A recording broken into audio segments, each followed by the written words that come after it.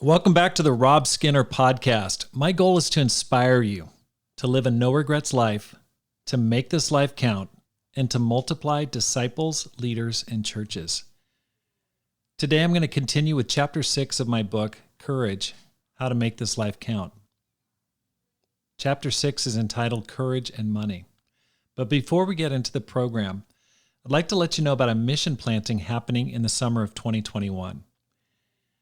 We're planting a church in Flagstaff, Arizona, and Pam and I are looking for people interested in leading that team. We're also looking for people that are interested in going there as members of the mission team. It's going to be an exciting mission planting. I'm so excited about it. I'm thrilled. And so if you're interested in that or know of someone who might be interested in that mission team to Flagstaff, Arizona, you can email me at rob@tucsonchurchofchrist.org, or you can go to our website, tucsonchurchofchrist.org, and email me. I'd love to hear from you. Let's go ahead and get into chapter 6 of my book, Courage: How to Make This Life Count. Chapter 6, Courage and Money. Jesus said, "No one can serve two masters. Either you'll hate the one and love the other, or you'll be devoted to the one and despise the other. You cannot serve both God and money." I graduated with a Bachelor of Science in Business Administration from the University of California, Berkeley.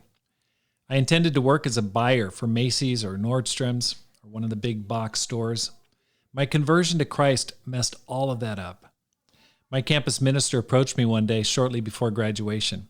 He asked me if I was interested in working as a part-time ministry intern for the summer. I was job hunting and hadn't landed a job yet. I thought I could try it for 3 months while interviewing for quote-unquote real jobs.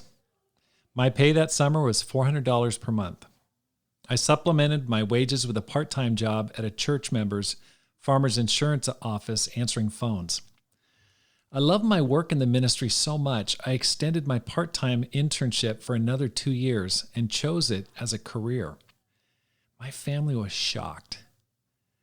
My mom had told me not to follow her career path as a teacher because they don't get paid enough. When I told her I was considering becoming a minister, she cried. During the first 2 years as a part-time intern, my parents were in total denial. When their friends asked what I was doing with my business degree, they would answer them that I was working in insurance. Money was not the driver in my life at that time. It didn't bother me that the wages were low. I loved what I was doing and didn't care what I was missing. I prided myself on my lack of concern or desire for money. It just wasn't an issue at that stage of my life. When I got into my 40s, the pressure cooker years, money and greed became an issue. I had resigned from my ministry position in Boise, Idaho. I moved back to my hometown of Ashland, Oregon to start a church. I got my real estate license and began selling homes to support my family of 5. I bought a house and dreamed of getting a boat and a motorcycle. One day in the summer of 2007, my wife and I were driving by Town & Country Chevrolet, and I spotted some beautiful new Chevy Suburbans on the lot. I said, "Want to buy a car?" Pam smiled and said, "Sure." 2 hours later, we were driving out of the lot in a 2007 Chevy Suburban. 2 months later, the housing market imploded, and for the next 5 years, we struggled through the Great Recession. Suddenly, money became an issue. We sold the car, we sold our house, we dumped our rental property. We cashed out our 403B retirement savings. I spent many nights waking up at 3 a.m. wondering how I was going to make it. I was a different man in 2012. When I got a call to plant a new church and to go back into the paid professional ministry again, I didn't have the same attitude toward money that I had 25 years earlier. I rejected the offer 3 times. Underneath all the surface objections, I was worried about money. I'd lost my entire savings, had gone deeply into debt, and finally, I was just seeing the glimmer of rising home sales. I knew that if I stayed doing what I was doing, I could recover my losses and become a wealthy man. I told myself I deserved it and that I owed it to myself and my family. Deep inside me, there was a desire to return to my original calling of full-time ministry, but fear was preventing me from making that decision. After much prayer and fasting, and after my wife staged a one-day sleep-in which she stayed in bed all day because she felt called to go back into the ministry, we accepted the offer and moved to Tucson, Arizona. 3 years later, we were invited back to Ashland by the leaders of the church and asked to speak at the 10th anniversary of the church. Over the weekend, we dropped by a gender reveal party at one of the members' house. I bumped into one of my old real estate coworkers. At the time I left, this person was slightly ahead of me in sales, but I considered her a peer. She asked how I was doing and what I was doing. I told her I was in the Christian ministry in Arizona. I asked her how things were going with her in the real estate business. I wish I hadn't asked. Her eyes opened wide, and she said, "Rob, it's amazing. Sales have never been better. I'm the #1 agent in the county. I've already sold and closed 90 homes so far this year." At this point in the conversation, I kept nodding with my best fake smile and raised eyebrows. I pulled out my mental calculator and quickly multiplied 90 home sales times an average sales commission of nearly $9,000. I figured she had already pulled in about $800,000, and it was only halfway through the year. I tuned back into her recounting the sales awards she had received. My voice broke high and wavery as I managed to squeak out, "Good for you." I limped off into a corner of the house and called up the person who had recruited me for my ministry job in Tucson and recounted the conversation. I told him this person I had once considered a peer was going to clear an easy $1 million this year alone.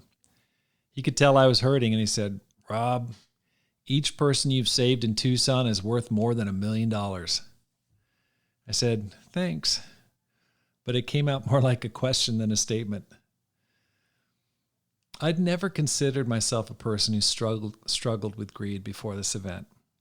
As I listened to this woman drone on about her income, sales, awards, sales rank, etc., I thought to myself, this could have been me had I stayed. The scene reminded me of Robert Frost's poem, The Road Not Taken. "Two roads diverged in a yellow wood, and sorry I could not travel both and be one traveler. Long I stood and looked down one as far as I could to where it bent in the undergrowth.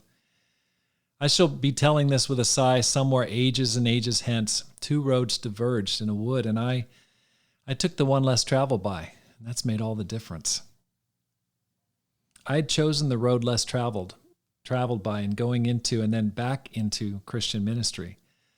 But the self-pity I felt on that day came from the fact that I couldn't travel both and be one traveler. I couldn't make millions and, at the same time, devote myself full-time to the calling I had received from God. I couldn't serve both God and money. Each one of us has to choose our master. We have to answer the question, who's my daddy? There's a reason why Jesus warns us against the deceitfulness of wealth in Mark chapter 4, verse 19. But the worries of this life, the deceitfulness of wealth, and the desires for other things come in and choke the word, making it unfruitful. It's so easy to lie to ourselves and rationalize how much we need to be happy, support our family, or retire comfortably. It sneaks up on you. We start our spiritual lives free from the love of money, but as time goes on, fear sets in and chokes out the commands and promises of God. We end up worried, barren, and burdened. The pursuit of wealth, luxury, and comfort often comes at the cost of our deepest dreams. One way to recover our confidence and contentment is to trust that God will take care of you. As He warns and promises, keep your lives free from the love of money and be content with what you have, because God has said, "Never will I leave you, never will I forsake you." I've experienced God's presence and providence personally through our decision to return to ministry. In the 6 months between the job offer and when we finally moved to Tucson, I was able to sell as many homes as I had the entire previous year. That enabled us to clear our debt. One of the best ways to demonstrate your trust in God's care is by tithing. As a minister, I know many people in the church who give very little or nothing at all to God through their offering. The reason is some variation on the theme of fear. Fear of the future, fear of not having enough, fear of not having enough saved for retirement. These are people who have excellent careers and plenty of money coming in. There are many formerly fired up Christians who've lost their earlier spiritual fire. They've tossed their dreams up in the attic along with the photo albums that need organization. If you have an ambition for God, don't let money be a barrier. Don't let the deceitfulness of wealth choke your dreams or obedience to God. Don't wait for your finances to be perfect. Don't wait to complete Dave Ramsey's 7 baby steps. Accept your worst case scenario up front. Yes, you might lose money. Yes, you might struggle. Yes, you may not hit your financial target. However, a spiritual ambition achieved is worth more than any financial goal. I've lost my entire retirement savings. What I worried about came to pass. But now, when I look back and remember the faces of those who came to faith, I can honestly say it was worth every penny. George Washington faced this challenge when called to serve first as General of the Continental Army, and then as the first President of the United States. He struggled to get out of debt his entire life. He longed to return to his farm, develop it, and repay the debts he'd accrued over many years of service to his country. He never achieved his dream of financial freedom. However, he did become one of the most significant men in the history of the United States. He made a choice of significance over security. Gut check. What dream are you deferring because of financial fear? Take the first step toward that dream today. I want to thank you for listening to Chapter 6 from my latest book, Courage: How to Make This Life Count. If you enjoyed it, you can buy it on Amazon.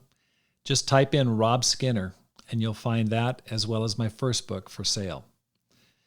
If you're enjoying this podcast, I'd like to ask you a favor. Please let your friends know. Let your family know. You can also email me with feedback or questions. I'd love to hear from you. rob@tucsonchurchofchrist.org. My goal is to inspire you every time to make this life count, to live a no-regrets life, to multiply disciples, leaders, and churches. Have a great day and make this life count.